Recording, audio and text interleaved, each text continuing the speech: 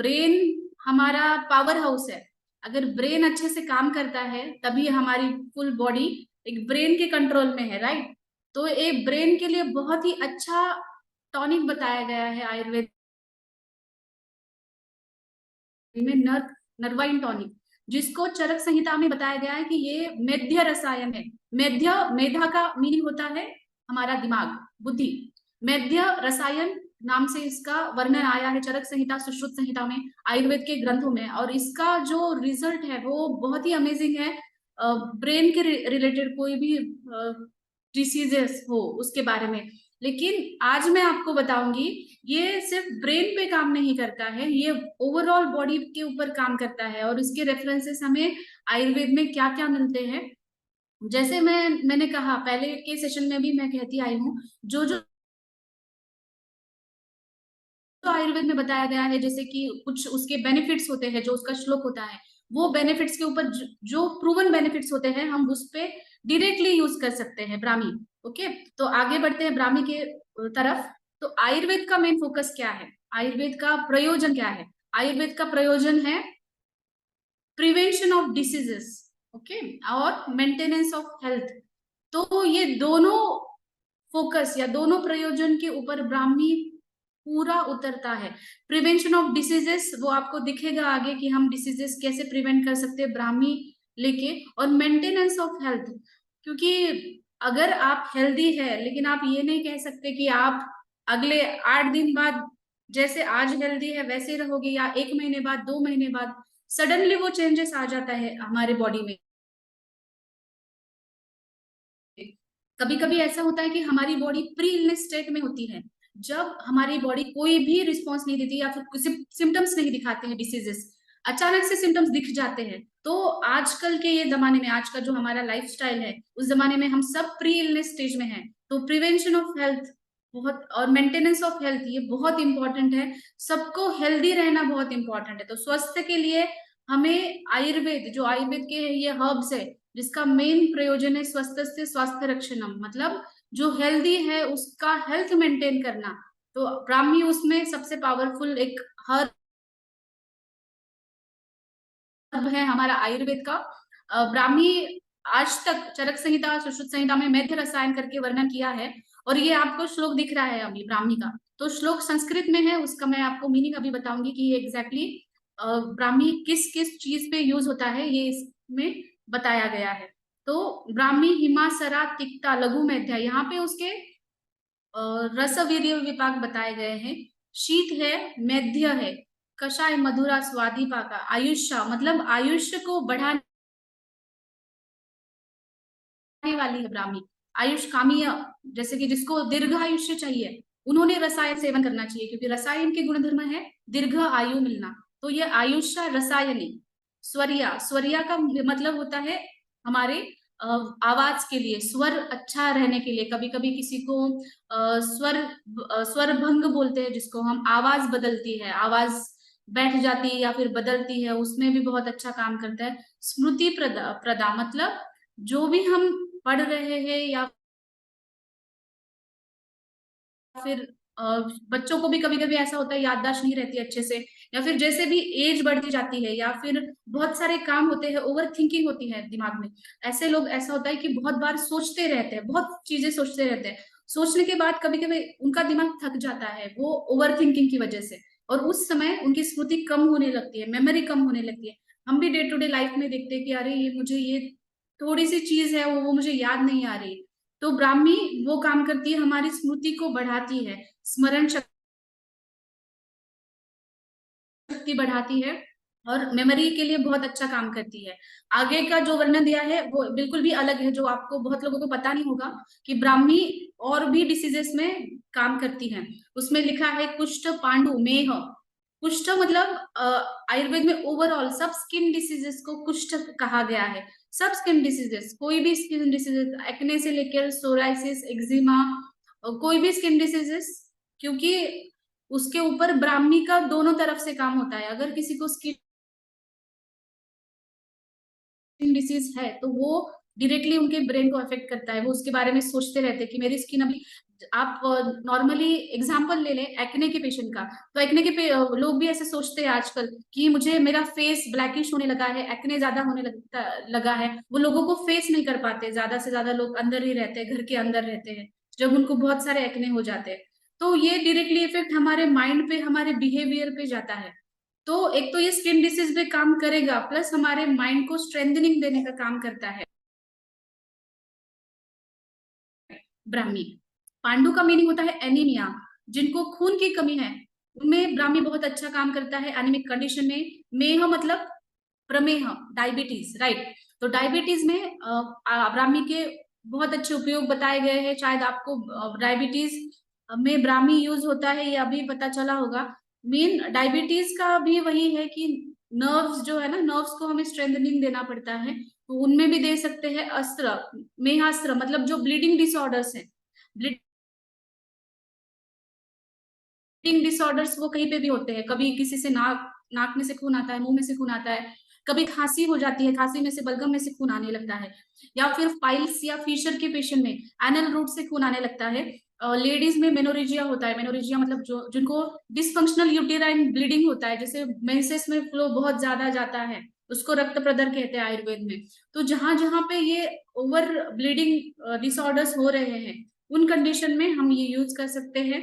कासेजित, कासेजित मतलब जिनको खांसी आती है, ड्राई कफ होता है, उसमें बलगम भी नहीं निकलता, सिर्फ ड्राई कफ रहता है, उनमें हम ये यूज कर सकते हैं। विष शोथ ज्वरहारी, विष का मतलब आजकल हम कह सकते हैं कि टॉक्सिन्स, जो हमारे बॉडी के अंदर टॉक्सिन्स बढ़ रहे हैं। टॉक्सिन्स कोई भी फॉर्म में आ सकते हैं हमारे बॉडी के अंदर, जैसे कि हम बाहर जाते हैं, पोल्यूशन है, हम नेजल रूट के थ्रू वो पोल्यूटेंट हमारे लंग्स में ले लेते हैं, या फिर हम ऐसे कुछ रेडिएशन के बीच में रहते हैं जो स्किन के थ्रू हम हमारे शरीर के अंदर जाते हैं। तो ये ऐसे टॉक्सिन्स हैं आजकल आजकल के जमाने में जिनको हम रोक नहीं सकते। लेकिन अगर वो टॉक्सिन्स हमारे शरीर के अंदर जाते हैं और उसका अच्छे से डिटॉक्सिफिकेशन नहीं होता है, तो शरीर के अंदर वो टॉक्सिन्स बढ़ के डिसीजेस तैयार हो जाते हैं। जैसे आपने देखा होगा कि जो अस्थमा के पेशेंट है, वो कभी भी ठंड के मौसम में या ठंडी हवा चलती है, बारिश होती है, या फिर बाहर कहीं जाते हैं, तो उनको वो अटैक आने लगता है अस्थमा का। तो ऐसी कंडीशन हो जाती है कि मतलब हर एक जो भी आपका स्त्रोतस, आयुर्वेद में उसको स्त्रोतस कहते हैं, जो भी चैनल आपका कमजोर होगा, इम्यूनिटी कमजोर होगी, वहां पे भी ये टॉक्सिन्स जाके अटैक करते हैं। तो ये डिटॉक्सिफिकेशन का काम ब्राह्मी बहुत अच्छे से करता है। शोथ का मतलब होता है स्वेलिंग, शरीर के अंदर कहीं पे भी स्वेलिंग हो, आप ब्राह्मी यूज कर सकते हैं। और ज्वरहारी, ज्वर का मतलब होता है फीवर, फीवर के कंडीशन में यह बहुत अच्छा काम करता है। ये आयुर्वेद में जो जो उसका वर्णन किया गया है श्लोक में, जिसके बेनिफिट्स बताए गए हैं, मैं अभी आपको बताया। लेकिन हम इन जो बेनिफिट्स है उसके बारे में और डिटेल से जानेंगे। तो ब्राह्मी आप देख सकते हो, ब्राह्मी ऐसा दिखता है, आप इमेज देख रहे हो। उसको जल नीम भी कहा जाता है, कहीं कहीं इंडिया में ही कई पार्ट्स पे उसको जल नीम कहा गया है, क्योंकि ये पानी जहाँ पे होता है ना ज्यादा, वहां पे ये उगती है, इसलिए इसको जलदा जल नीम ऐसा कहा गया है। जल नीम इसके वजह से क्योंकि इसका रस जो है ना नीम के जैसे है, बहुत कशेला, तो ये कषाय रस होने के कारण उसको जल नीम कहा गया है। और मेन ये पानी के पास है, मतलब शरीर के अंदर कभी भी वाटर रिटेंशन बढ़ता है, मतलब हम आयुर्वेद में कहते हैं क्लेद बढ़ रहा है शरीर के अंदर। जैसे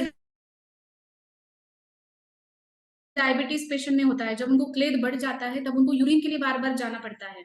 ऐसे कंडीशन, ओबेसिटी के कंडीशन में, तो जहां जहां पे क्लेद सैचुरेट हो रहा है या फिर टॉक्सिन्स बढ़ रहे हैं, उसके ऊपर ब्राह्मी बहुत अच्छा काम करती है। और ये पानी के पास पाई जाती है, इसकी वजह से ये यूरिनरी सिस्टम पे भी बहुत अच्छा काम करती है। यूरिनरी सिस्टम पे मतलब हमारा जो रिकरेंट यूरिनरी इन्फेक्शंस होते हैं, या फिर किडनी स्टोन्स के पेशेंट में हम ये दे सकते हैं, या फिर रीनल स्टोन होते हैं और कभी कभी वहां से खून भी निकल आता है, सरक्त मूत्र प्रवृत्ति कहते हैं आयुर्वेद में उसको, तो वो भी होता है। तो किडनी के पेशेंट्स को आप ये दे सकते हो। ब्राह्मी बहुत अच्छा यूरिनरी सिस्टम पे बहुत अच्छा काम करता है।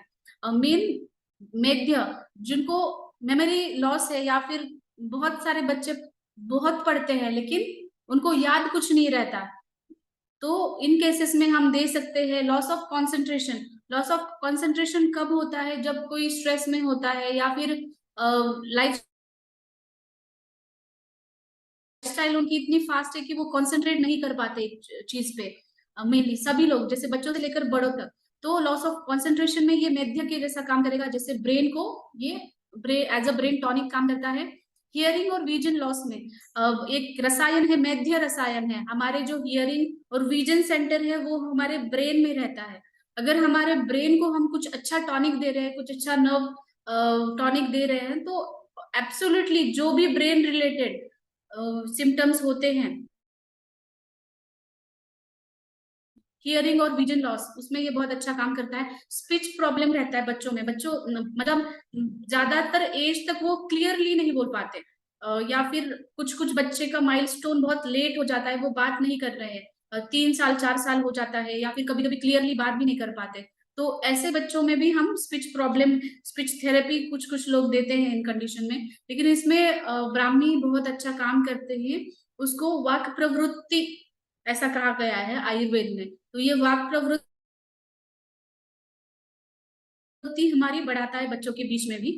प्रमोट्स ब्रेन ग्रोथ, ऑलरेडी इसको मेन ब्रेन टॉनिक कहा गया है, तो ये ब्रेन के सेल्स है और ब्रेन का जो ग्रोथ है बच्चों में वो बहुत अच्छे से बढ़ाएगा। डिप्रेशन, एंजाइटी, फोबिया, ब्राह्मी का प्रभाव जो आयुर्वेद में कहा गया है, प्रभाव मतलब उसके जो प्रॉपर्टीज होते हैं उसमें एक प्रभाव नाम का प्रॉपर्टी होता है, उसको उन्माद नाशिनी कहा गया है। उन्माद नाशिनी का लिटरली मीनिंग हम अभी कर सकते हैं कि एपिलेप्सी के पेशेंट है या फिर सीजर्स जिसको आते हैं, फिट्स जिसको आते हैं, जनरल लैंग्वेज में बोलते हैं, तो उन कंडीशन में ब्राह्मी बहुत अच्छा काम करता है। डिप्रेशन, स्ट्रेस के कंडीशन में, या फिर फोबिया, किसी भी चीज का फोबिया होता है लोगों में, या फिर कभी कभी लाइट का भी फोबिया होता है, या फिर किसी भी चीज का अगर फोबिया है तो उसको उन्माद नाशिनी ब्राह्मी को कहा गया है। ब्राह्मी बहुत अच्छा रिजल्ट देती है। और मेन बात है ये है कि स्लीप डिस्टर्बेंस, जिसको नींद अच्छे से नहीं आ रही है, जैसे कि बॉडी डीजेनरेट होने होती जाती है, तब इंसोम्निया की प्रॉब्लम बहुत ज्यादा आने लगती है। स्ट्रेस की वजह से भी इंसोम्निया होता है, कभी कभी लाइफस्टाइल की वजह से इंसोम्निया होता है। तो उन कंडीशन में भी अगर जिन लोगों को नींद लगती है, अच्छे से लगती है, फिर भी बीच में डिस्टर्ब हो जाती है, वो बार बार उठने लगते हैं, ऐसी चीजें वात प्रकृति के जो लोग होते हैं ना, नॉर्मली जिनका प्रकृति ही वात दोषात्मक है, उनकी नींद बहुत कम होती है। आपने भी ऑब्जर्व किया होगा, जैसे कुछ भी आवाज हो या फिर वो इतना जागरूक होके सोते हैं कि वो जल्दी से उठ जाते हैं। इन कंडीशन में क्या होता है, उनका जो बॉडी का रीजनरेशन है, मतलब नए सेल्स की उत्पत्ति होना, वो नींद में होती है। और कभी कभी उससे वात दोष बढ़ जाता है, मतलब वात के डिसीजेस बढ़ जाते हैं। तो नींद अच्छे से होना बहुत इंपॉर्टेंट बात है। तो ये स्लीप डिस्टर्बेंस और जो इंसोम्निया के पेशेंट है, नींद नहीं आती है, उनको हम ये यूज कर सकते हैं। हाइपरटेंशन में ये इसका बहुत अच्छा यूज है। हाई ब्लड प्रेशर के पेशेंट अभी हम देख रहे हैं कि हर एक घर में कोई ना कोई मिलता है जिसको बीपी का प्रॉब्लम है, कि बीपी उनका ज्यादा बढ़ा है, वो किसी मेडिसिन के ऊपर ले रहे हैं,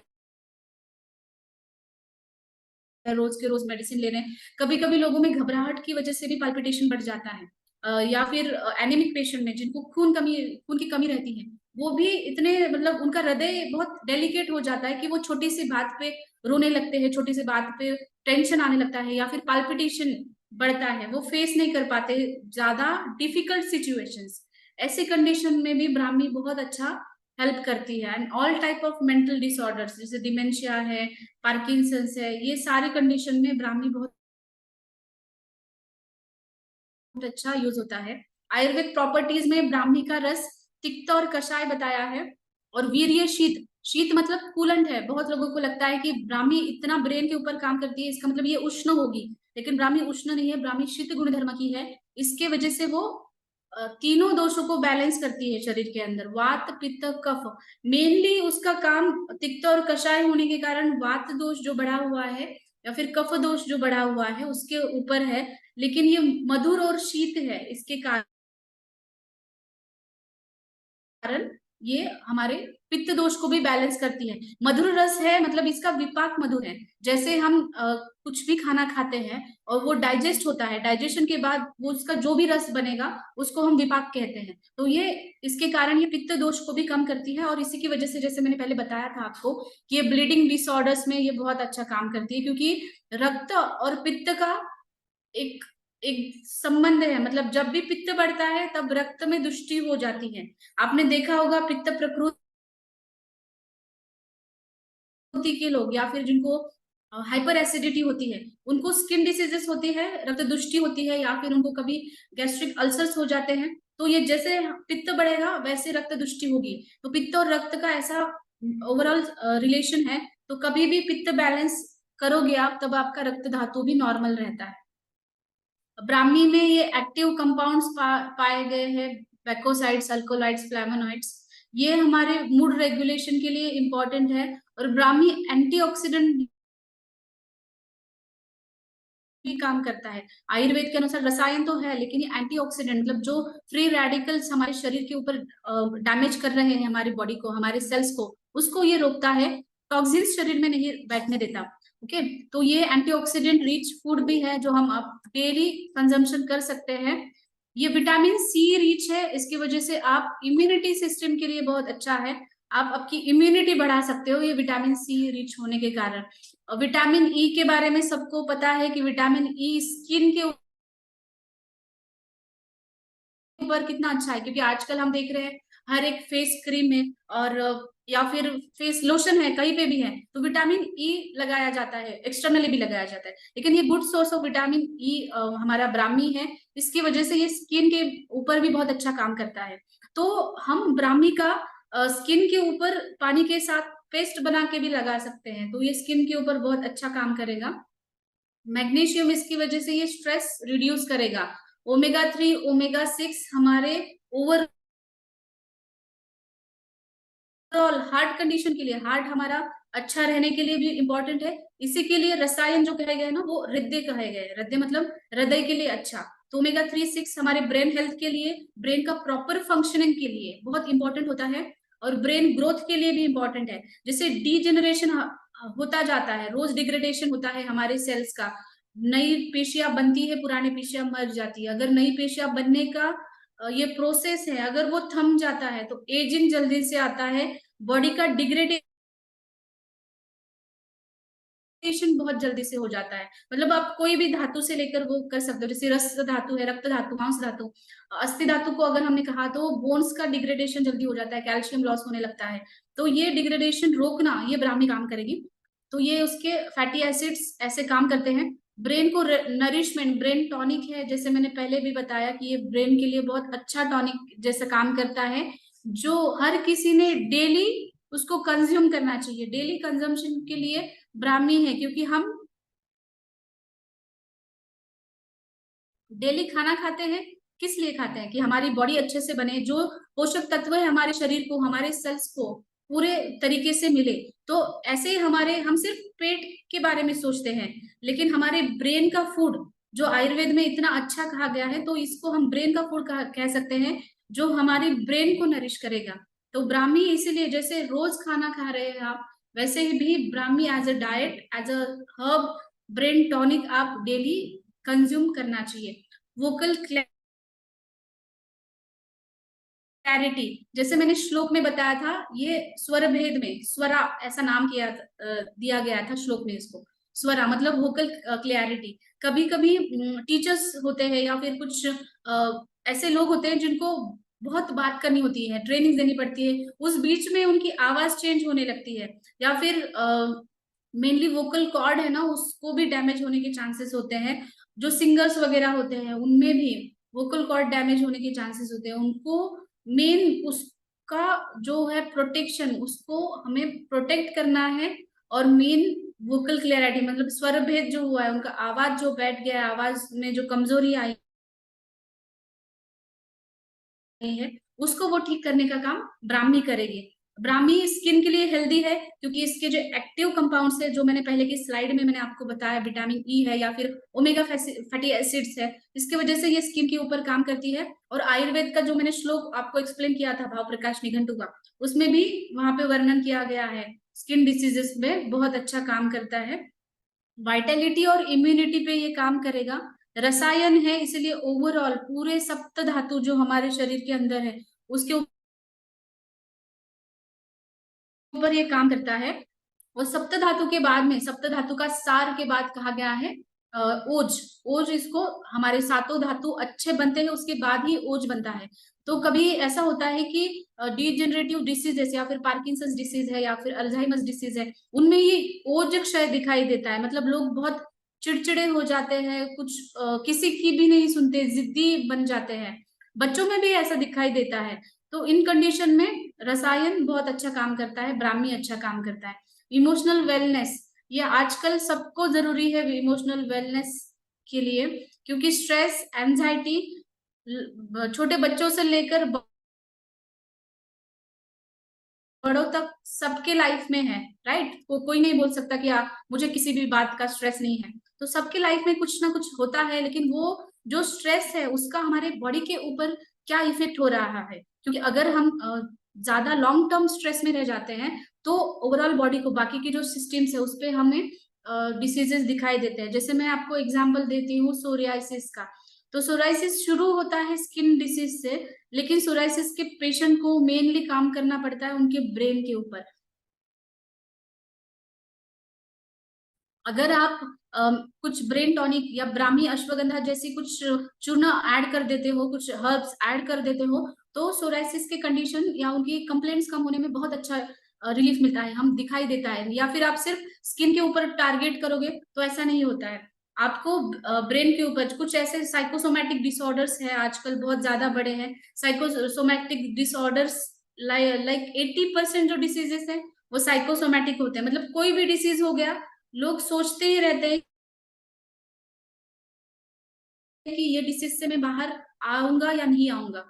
कभी कभी हम नॉर्मल सर्दी खांसी भी हो जाती है तो आजकल बहुत टेंशन होने लगती है कि इसका जो ट्रांसफॉर्मेशन कहीं बड़ी बीमारी में ना हो। तो ये जो डर रहता है लोगों के अंदर, तो वो बाहर निकालना बहुत जरूरी है। और ब्राह्मी हमें इसमें हेल्प करती है।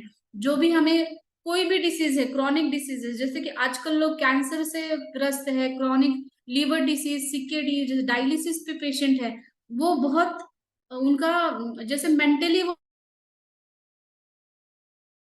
थोड़ा सा वीक हो जाते हैं कि उनको इतने सारे प्रोसीजर से जाना पड़ता है।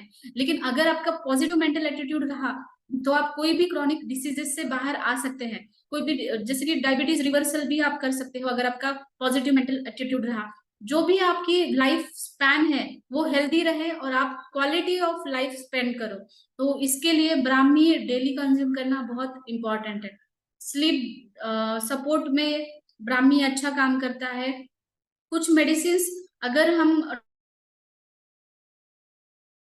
डॉक्टर के पास जाते हैं तो वो हमें कुछ सिडेटिव्स दे देते हैं। सिडेटिव से तो नींद अच्छे से आती है, लेकिन उसका साइड इफेक्ट ऐसा होता है कि पूरा दिन वो लोग मतलब पूरा दिन उनका सोने में चला जाता है। ऐसे मैंने बहुत सारे पेशेंट्स क्लिनिक में भी देखे हैं जो ऐसे एंटी डिप्रेसेंट मेडिसिन लेते हैं और सिडेटिव्स भी लेते हैं, जिनका ओवरऑल डे भी सोने में चला जाता है। वो अलर्ट नहीं रह पाते हैं और धीरे धीरे उनका इफेक्ट वो पूरे बॉडी पे दिखाई देता है, जैसे कि मेमोरी लॉस होने लगता है। तो ऐसी कंडीशन में आपको अगर नेचुरली आपको नींद आना जरूरी है और नेचुरल हर्ब के साथ अगर आप स्लीप सपोर्ट के लिए ब्राह्मी शुरू करते हो तो बहुत अच्छा बेनिफिट मिलता है। अगर कोई पेशेंट सिडेटिव पे है अभी भी, तो आप उसके साथ उनको ब्राह्मी ऐड कर दो। फिर जैसे उसकी उनका स्लीप पैटर्न या फिर शरीर के ऊपर जो साइड इफेक्ट्स हो रहे हैं वो कम होने लगते हैं। और धीरे धीरे मैंने देखा है कि पेशेंट को वो मेडिसिन भी छूट जाती है, लेकिन उसको थोड़ा टाइम लगता है। वो उस पे हम डिपेंड करता है कि वो कितने लॉन्ग टर्म से वो सेडेटिव्स ले रहे हैं, एंटी डिप्रेसेंट्स ले रहे हैं। तो साथ में हम दोनों ट्राई करेंगे ना तो पेशेंट को बहुत अच्छा रिलीफ मिलता है। उनका अलर्टनेस बढ़ जाता है, मेनली वो जो दिन भर जैसे अनकॉन्शियस जैसे रहते हैं वो बढ़ जाता है। तो ये बहुत इंपॉर्टेंट है। ब्लड प्रेशर हाइपरटेंशन के पेशेंट में मैं ब्राह्मी बहुत ज्यादा इस्तेमाल करती हूँ मेरी क्लिनिकल प्रैक्टिस में। तो हाइपरटेंशन के पेशेंट्स में कभी कभी क्या होता है, अगर बीपी बढ़ जाता है तो उसका डायरेक्टली प्रेशर किडनी के ऊपर आता है, और उसकी वजह से हम देखते हैं कि जो क्रॉनिक हाइपरटेंशन के पेशेंट्स होते हैं उनका मल्टीपल ऑर्गन फेल्यूर दिखाई देता है, जैसे किडनी पे भी स्वेलिंग आती है, और उसका हमें ज्यादा स्वरूप दिखाई देता है आंखों के नीचे जो स्वेलिंग आती है, या फिर पैरों के ऊपर भी स्वेलिंग दिखाई देती है। इसका मतलब है हाइपरटेंशन, आपका ब्लड प्रेशर है जो वो नॉर्मल स्थिति में नहीं है। तो ये कॉम्प्लिकेशंस हमें अगर रोकने हैं, प्रिवेंशन, एज ए प्रिवेंशन के तौर पर हम ब्राह्मी हर एक ने हाइपरटेंसिव पेशेंट ने रोज लेनी चाहिए। एंटीऑक्सीडेंट रिच है, जो फ्री रेडिकल की वजह से शरीर का डैमेज है वो रोकती है ब्राह्मी। तो इसलिए ब्राह्मी को रसायन कहा गया है आयुर्वेद में। जैसे मैंने श्लोक में आपको एक्सप्लेन किया, हाँ, प्रमेह, मेह में ब्राह्मी का बहुत अच्छा रोल है। एक्चुअली ये ग्रंथ में श्लोक में ही जो कहा गया होता है वो प्रूवन होता है। तो ब्लड शुगर लेवल बैलेंस करने में ब्राह्मी बहुत अच्छा काम करती है। एनीमिक कंडीशंस में ये बहुत अच्छा काम करेगी। एनीमिया के पेशेंट्स में, एनीमिया के पेशेंट्स में ऐसा होता है कि अगर उनका रक्त धातु कम होता है तो आगे के जो धातु है सप्त धातु, क्योंकि रक्त अगर रक्त का पोषण अच्छे से नहीं हो रहा तो आगे के धातु का भी पोषण अच्छे से नहीं होगा, जैसे रक्त, मांस, मेद। जैसे आप देखते हो कि एनीमिक पेशेंट में एक तो वेट गेन होता है या फिर वेट लॉस होने लगता है। मेद का भी ऐसा होता है कि उनका मेन किडनी के ऊपर इफेक्ट होता है कभी कभी, या फिर अस्थि धातु। उसके बाद आता है अस्थि धातु। तो आपने देखा होगा कि मांसपेशियों में दर्द होना, मांसपेशियों में जकड़न होना, ये एनीमिक पेशेंट में दिखाई देता है, और धीरे धीरे उनका बोन्स भी वीक होने लगते हैं। अगर एनीमिया को हमने प्रिवेंट नहीं किया तो ये धीरे धीरे पहला धातु दूसरे धातु का पोषण अच्छे से नहीं कर पाता। इसलिए ब्राह्मी लेना बहुत इंपॉर्टेंट है। और अस्थि धातु का पोषण अच्छे से हो उसके बाद ही मज्जा धातु, जिसको बोन मैरो कहते हैं, जहाँ पे हमारा डीएनए बनता है या फिर हमारे आरबीसीज बनते हैं। मज्जा धातु सिर्फ हमारे बोन के अंदर ही नहीं है, मज्जा धातु जो ब्रेन में जो हमारा व्हाइट मैटर, ग्रे मैटर, उसको भी मज्जा धातु में ही कहा गया है। मज्जा धातु के अंदर आ जाता है हमारे सारे नर्व्स, जो भी नर्व्स हमारे ब्रेन के थ्रू निकलती है उसको हम मज्जा धातु कहते हैं। तो उसका भी पोषण अच्छे से नहीं हो पाता। तो आप ये रिलेशन लगा सकते हो कि ब्राह्मी डायरेक्टली हमारे ब्रेन के ऊपर कैसे काम करता है। मूड एनहांसर के जैसे काम करेगा ब्राह्मी। जैसे आपको रसायन, रसायन का काम ही ये है दीर्घ आयु देना। आयुष कामीय रसायन ऐसा कहा गया है ब्राह्मी को, मतलब आयुष्य को वो दीर्घायु देता है। हमने श्लोक में भी कहा, देखा था कि उसमें दीर्घायु होना, ये श्लोक में उसके बेनिफिट्स दिखाई दिए थे, राइट।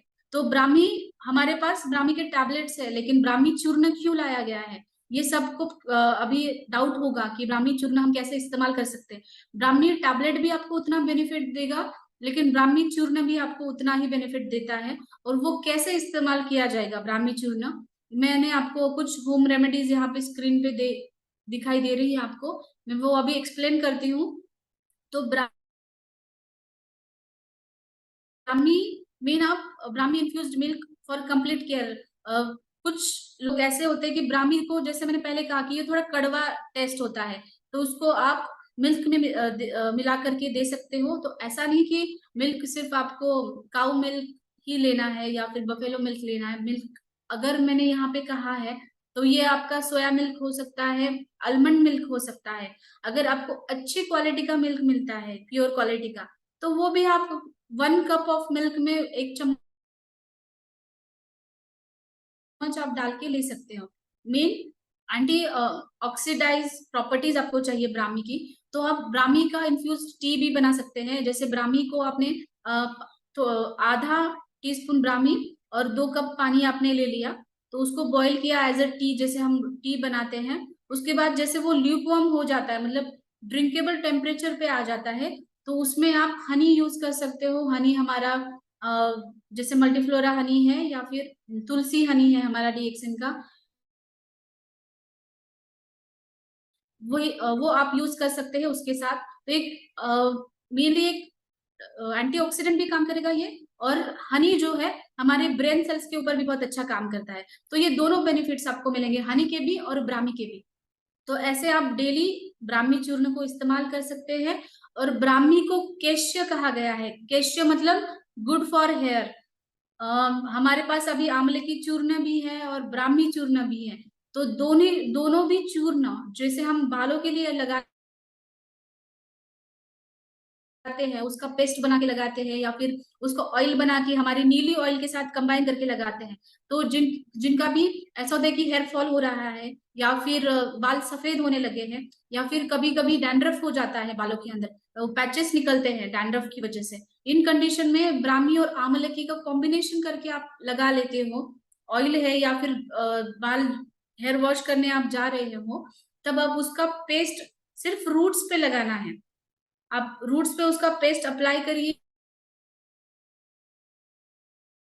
15 से 20 मिनट रखिए और फिर आप उसको धो सकते हैं। तो ये हेयर ग्रोथ के लिए अच्छा है, plus hair related, scalp related कोई भी डिसीजेस है, क्योंकि बहुत सारे स्काल्प सोरियासिस के पेशेंट्स भी आपने देखे होंगे आपके आसपास, उनको भी आप ये लगा सकते हो। तो ये ऑलरेडी स्किन डिसीजेस पे काम करता है, प्लस ये हेयर ग्रोथ के लिए अच्छा है, हमारे हेयर फॉलिकल्स के ऊपर भी काम करता है।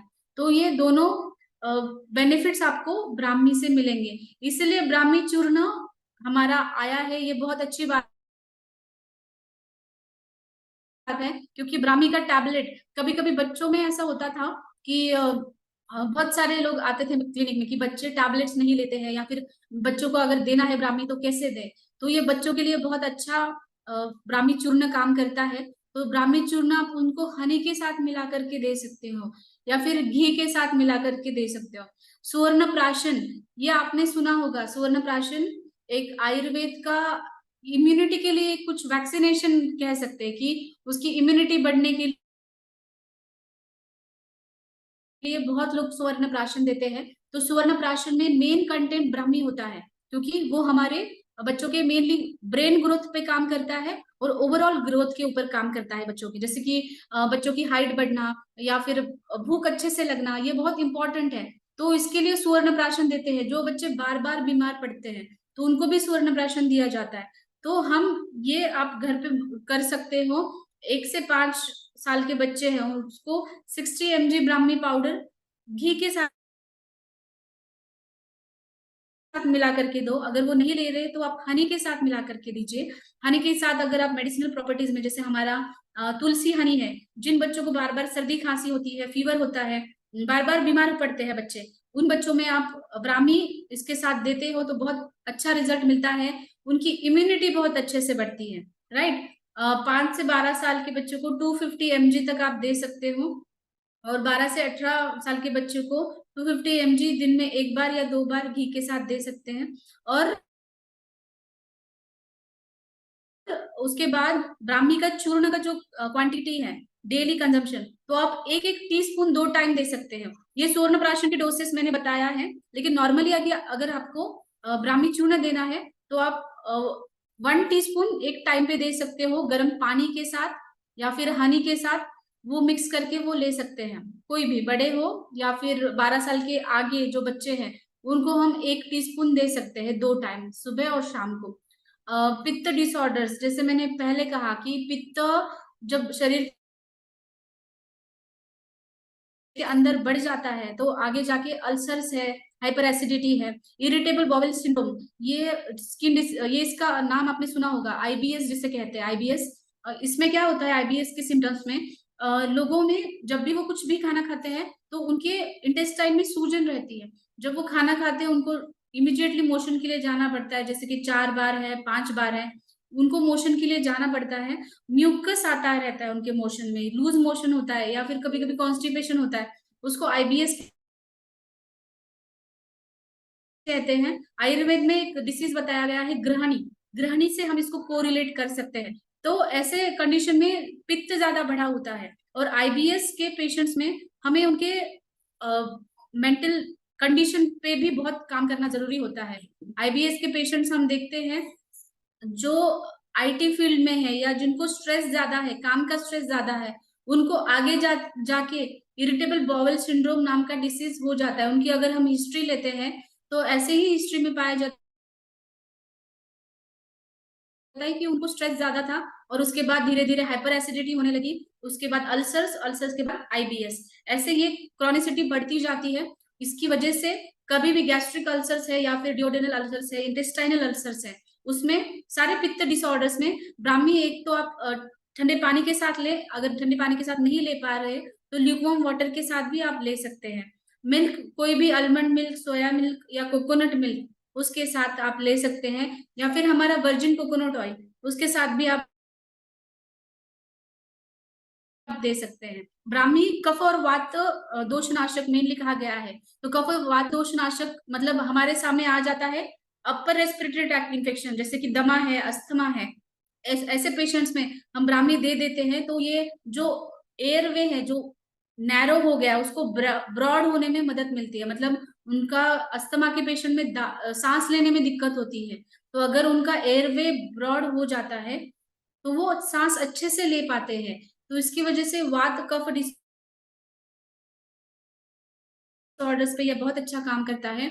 स्वेलिंग कहीं पे भी है, जॉइंट्स के ऊपर स्वेलिंग है, वो मेन वात की वजह से होता है, तो आप अश्वगंधा और ब्राह्मी दोनों का लेप भी लगा सकते हैं वहां पे, गुनगुने पानी के साथ आप पेस्ट बनाए और उसका लेप आप वहां पे लगा सकते हैं। तो ये ब्राह्मी पाउडर के मैंने यूजेस कुछ आपको बताए हैं, ये बहुत अच्छा काम करेगा। फिर भी ब्राह्मी के बारे में कुछ भी डाउट्स होते हैं तो आप क्लिनिक के नंबर पे कांटेक्ट कर सकते हैं। तो ब्राह्मी आइडियल है स्टूडेंट्स के लिए, जो वर्किंग प्रोफेशनल है या फिर जो होम मेकर्स भी है उनके लिए भी आइडियल है। हेल्थ, जिनको बैलेंस रखना है बॉडी माइंड और सोल में,